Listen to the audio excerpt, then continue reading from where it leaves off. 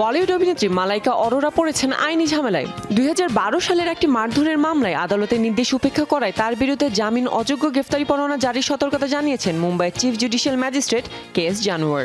আগামী 9 জুলাই মামলার পরবর্তী শুনানিতে হাজির না হলে অভিনেত্রীর বিরুদ্ধে এ পরোয়ানা জারি হবে।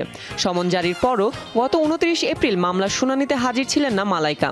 শুনানিতে চিফ জুডিশিয়াল ম্যাজিস্ট্রেট কেএস জানুয়ার নিজের পর্যবেক্ষণে বলেন, অভিনেত্রী ইচ্ছা করেই শুনানিতে হাজির হচ্ছেন না, তিনি আইনি প্রক্রিয়ায় সহযোগিতা করছেন না। মুম্বাইয়ে একটি 5 তারা হোটেলে দক্ষিণ আফ্রিকা প্রবাসী শিল্পপতির ওপর হামলার ঘটনায় অভিযুক্ত অভিনেতা সাইফ আলী খান, শিল্পপতি বিলাল আমরোহী ও মালাইকা ভগ্নিপতি শাহিল লাদাখ সেই ঘটনায় প্রত্যক্ষদর্শী হিসেবে হাজির দেওয়ার নির্দেশ ছিল মালাইকার কাছে।